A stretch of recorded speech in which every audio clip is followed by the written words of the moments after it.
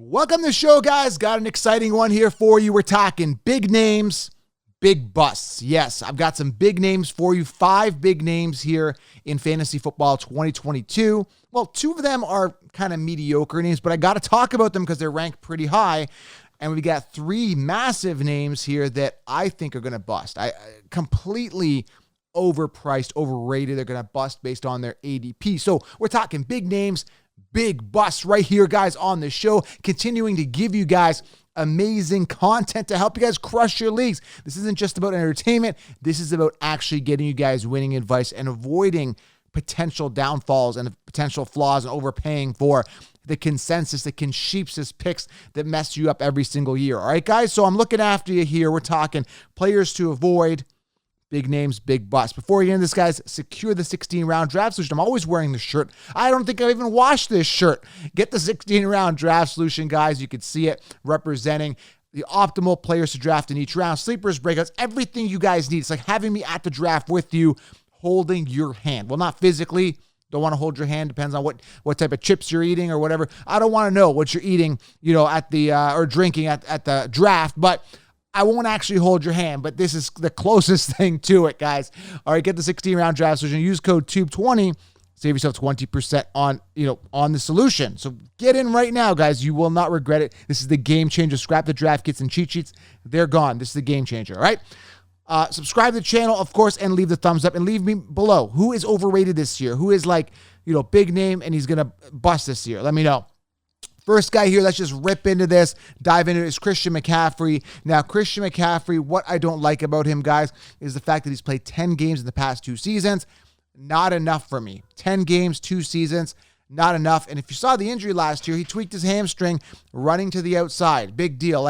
It wasn't even like someone touched him. And you're like, well, Joe, injuries happen, with the knee or hamstring or whatever, without anyone touching you. Yes, hamstring injuries happen, but this guy, I'm telling you, man, he's overpriced. Sitting number 2, guys, amongst running backs right now. So people are drafting him as a top 3, top 4 pick. That's ludicrous, considering he's only played 10 games in the past 2 seasons. New offense, new situation. Hasn't had a good year since 3 years ago. So I'm not paying for him. I always say, Joe, why do you love Saquon Barkley so much? Because Saquon Barkley I can get as late as the 3rd round. I'm not paying a top 3 pick. Top 3 rounds versus top 3 pick, totally different, where Saquon actually is 2 years removed from his injury and is now into the groove center piece of that offense. He's going to get work this year. Whereas Christian McCaffrey, he's overpaid. You're overpaying for him. I'm not doing it. So he's going to bust based on his ADP. I just don't see this guy finishing as a top 3, top 2 running back. Don't see it. I see him possibly falling out of the top 10 because, again, the injuries plagued him. He's out there modeling, doing his thing. I'm not sold on Christian McCaffrey. Again, he could have a good year. He could bounce back to the way he was to the 2019 year with 287 attempts, 13+ hundred yards on the ground, 1,000+ yards receiving. We could have that type of year. Very unlikely. I'm not going to overpay. Big name, big bust, Christian McCaffrey. Second guy here, and wait till you hear 4 and 5 because they're overrated. They're not as huge names. They're well-known names, but they're not as big. But man, are they overinflated. We're going to talk about that, okay? Number 2 here, Dalvin Cook. Now, Dalvin Cook, guys, I don't know how to tell you this. The guy is going to get hurt. I'm telling you, you can't predict injuries except for Dalvin Cook. You can really forecast his injuries because he has not finished the season. Guaranteed to miss 2 to 3 to 4 to 5 games. Maybe even more. He's been pretty lucky. He's only missed a couple games the past couple of years, okay? Last year was a top 3 pick, finished 16th. He busted last year, but the mainstream are shaving. They're saving face. I'm just so hyped up today in this episode. They're saving face, and they're bringing him back and saying, okay, well, this is the Dalvin Cook we know. This is the guy we've been feeding you for the past couple of years. Remember, they told you Odell for 4 to 5 years in a row. Odell's a top 5, top 10 wide receiver, busted every year because they like to save face on certain players. They love riding these certain players no matter what. Dalvin Cook is one of them, and Dalvin Cook is going to get hurt this year. If you got to say to yourself, I'm going to draft Dalvin Cook, but I have to have Madison, don't draft Dalvin Cook. I've said this many times. I've said it every single year. Draft a Najee, draft someone who is going to do better, in the first round. A Henry I feel safer with, right? And then get Madison later because when Dalvin Cook goes down, which he will, you've got 2 RB1s. Does that make sense? That you could trade Madison, you could do whatever you want, you got more leverage. But if you simply just draft Madison as a handcuff to Cook, you're wasting a roster spot for Cook. I mean, you know he's going to get hurt. Like, does that make sense? So Dalvin Cook, I'm not sold on. He hasn't finished the season. And again, here's the thing. It's like playing fantasy roulette, okay? It's like saying, okay, I'm going to draft Cook. I know he's going to get hurt because he gets hurt every single season. It's like, what week is he going to get hurt? Is he going to get hurt that one week where I'm down, 4 points and I need that extra touchdown and Cook gets hurt? Or do I need him for my playoffs, which he's done before? He screwed people in fantasy football playoffs. Didn't show up in the final championships game. Didn't show up a couple years ago. Dalvin Cook. He screwed people long enough to know I'm fading him. Big name. He's going to bust. Dalvin Cook way too overpriced this year, right? Third guy here, I don't see the fascination with A.J. Brown. That's the next guy here. Don't see why A.J. Brown is ranked so high. Not seeing the value here at all. Finished, I think, 32nd last year amongst wide receivers. I told you, fade A.J. Brown. Stay away, okay? Tannehill does not throw a lot. It's a run-first team, yet he was being drafted in the top 10 last year, and Julio was top 12 as well. Both of them were top 12, and I said, hey, I'm going to fade both because we haven't determined who the wide receiver one is, how much volume, is Julio going to stay healthy, what has A.J. Brown done to deserve this type of, acclaim and recognition. I'm just like, it's crazy. So he's a big name, but he's a big bust, and he was a bust last year, so the name is fitting to where he is, and this year, again, he's ranked top 11, top 10.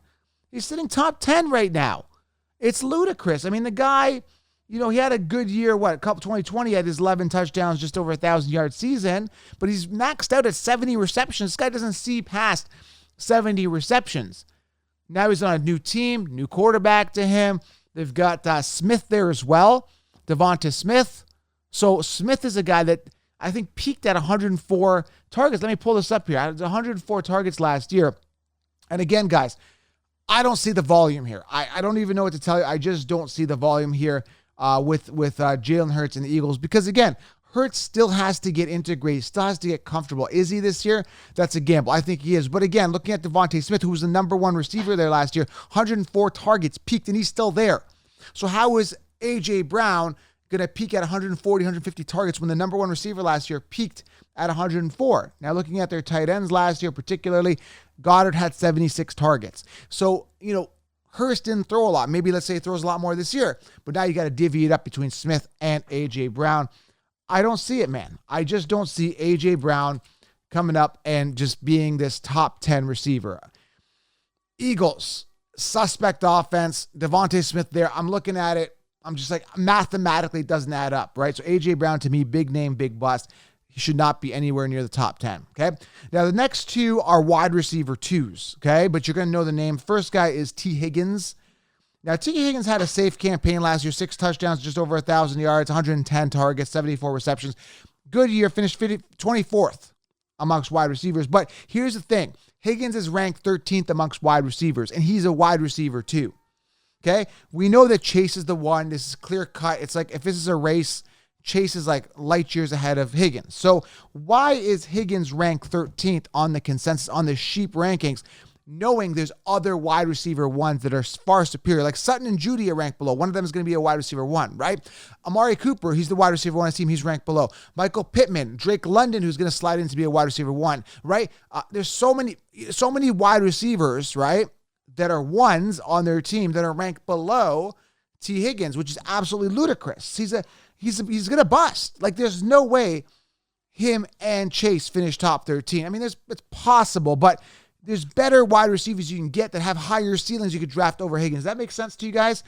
I mean, Higgins could be safe, but I just don't see him getting the volume with Chase being the guy, right? Like, I'm not going to, because you're drafting Higgins like potential, let's say you go robust RB, you're looking at Higgins like round 2, 3, maybe even 4 as a stretch. Now you're getting him as your wide receiver one after you've gone robust RB, but he's not a wide receiver one. He's not. So he's overpriced. He's a big name, but he's going to be a big bust, right? Well, he's not really a big name, but the mainstream consensus have him ranked as if he's a big name. 13th amongst wide receivers in PPR. There's going to be other wide receivers that are going to finish ahead of him. I'm not sold. Another big name, big bust. He was a big name in Miami. He was the wide receiver one. Now he's not, sitting 14th, okay? Is Jalen Waddle. Now, Jalen Waddle finished in and around the same area last year, around 13th, 14th. And let me pull this up here to be exact with you. Very, very overrated. And that's the thing about it, right? So he finished last year 13th, currently sitting 14th on the consensus, on the Consensus rankings. So I'm looking at Waddle now, peaking at 141 targets. That's great. That's a good year, right? That's a good year. In comes, this is the funny thing, and I got to talk big name, big bust, another bust, which I should just put Tyreek Hill here. Tyreek Hill, let's make Tyreek Hill number 5. Forget Jalen Waddle. Both. But either way, they're both overinflated, okay? You're looking at Tyreek Hill, who had 159 targets last year. 159. So let's put Tyreek Hill as 5. We'll, in brackets, parentheses, or whatever you want to call. I don't know the proper gram punctuation, but Jalen Waddle in brackets beside him. Tyreek Hill had 159 targets last year. He had Pat Mahomes throwing him the ball. I don't know about you, but from what I heard, Pat Mahomes is one of the best quarterbacks in the NFL. I could be wrong. It is what it is. 159 targets. He was very volatile with Pat Mahomes. He had games, I think he had 4, 5, 6 games where he was like a wide receiver 4, like in regards to production. So I look at a guy like Tyreek Hill, and I'm looking at him, he's sitting like top 5 amongst, or what is it, top 8 or whatever, amongst wide receivers. And he's got Waddle there. Who's the one? Waddle is the one, right? He was the one last year. He had 141 targets. He's still there. So how is it possible that Tyreek Hill is still a top 5, top 10 receiver with Waddle still there, and people are drafting Tyreek Hill like early second round? It's crazy. I'm not touching him. I'm not touching him with Tua. Now, Tua could come out, be sensational, but I still don't think there's enough volume to go around to make Tyreek Hill a top 5 finisher that he was last year. That's my thoughts on it. So big name, big bust, Tyreek Hill, Jalen Waddle. I think they're both overpriced. One of them could emerge. If one gets hurt, boom, one shoots up to the top 10. I'm not sold, or I'm not investing on a dice flip or whatever you call it, a coin flip on these guys, all right? So Christian McCaffrey, Dalvin Cook, A.J. Brown, T. Higgins, overpriced, sitting 13th. And Jalen Waddle. Some big names, Tyreek Hill. Big names, primed for a big bust, overpriced. All right, guys? That's it for you guys. And then there's more. There's a lot of guys that are overpriced and overrated and big names that are going to bust. But I'm not going to get into all of them. That's why you guys got to subscribe. You get the 16-round drafts, which will walk you through all of this for you guys in detail. All the optimal players drafted in each round. Get 16 rounds. Use code TUBE20. Save yourself 20%. Fantasy football is almost here, guys. Thanks for being here, and I am out. We'll talk soon.